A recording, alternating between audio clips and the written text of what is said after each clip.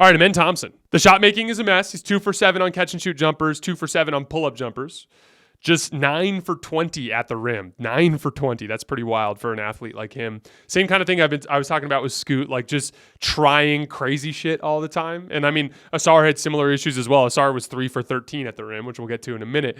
But it's an adjustment for a guy that's used to just being able to jump over everybody to understand that, the help is always going to be there and it's probably going to be a gigantic human. And it's actually more important for me to make good decisions when I get to the rim. Right. And that's stuff that'll come in time. But there have been some like explosively athletic plays in there. There was one where, got a pass from Dylan Brooks out of the right corner and Herb Jones is on him.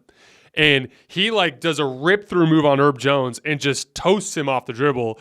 Herb Jones is chasing him from behind, trying to block him.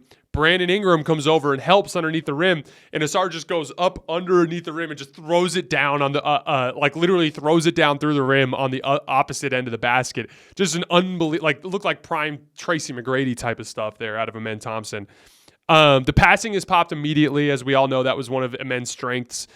In the draft, so many young ball handlers panic and pick and roll, they come off the screen and they feel like they need to shoot or pass right away, right? And Amen is just moving in slow motion, methodically getting downhill. There was a sequence he had with Boban earlier in preseason where he set up Boban for a couple of dunks in both pick and rolls. It was like they happened in slow motion, and by the time Amen actually made the pass, he's down south of the block, and that goes to show you how many pick and roll ball handlers have the patience at that age to actually work downhill and wait for a play to develop and look for the kill pass and not just the swing pass, right?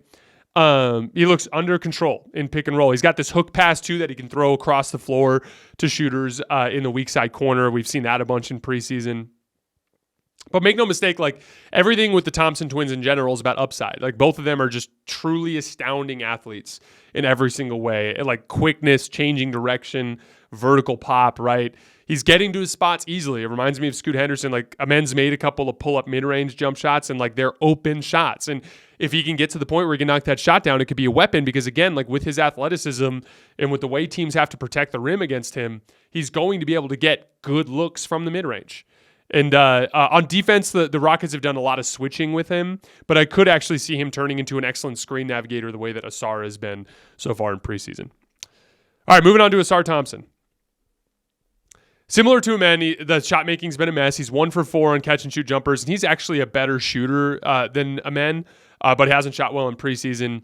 3 for 13 at the rim. And again, just comes down to rim decisions, identifying that hey, you can't just elevate over everybody like you did with Overtime Elite, right? It's got to be a little bit more of a decision-making process in the NBA at the center position, especially in the regular season when every team is going to play a giant human being just to eat innings and grab rebounds and protect the rim in their drop coverages that they conservatively run over the NBA season. They're going to try to give up more jump shots and take away those things at the rim. So rim decisions are just a huge part of the game for these young athletes. But he's been a nice connective piece on offense. He's cutting when he sees openings. He's passing the ball well. He's made some nice reads in pick and roll. He had this really nice wraparound pass to Jalen Duren in his first preseason game. He had this left-handed hook pass to the top of the key in a different pick and roll in preseason.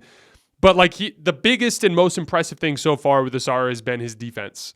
He has applied ball pressure. He's clearly committing his energy to that end of the floor because he knows that's what the team needs out of him. He navigates screens insanely well. There was this play against Oklahoma City where he's guarding Jalen Williams. Chet set it's top of the key ball screen. Chet sets the screen on the left side.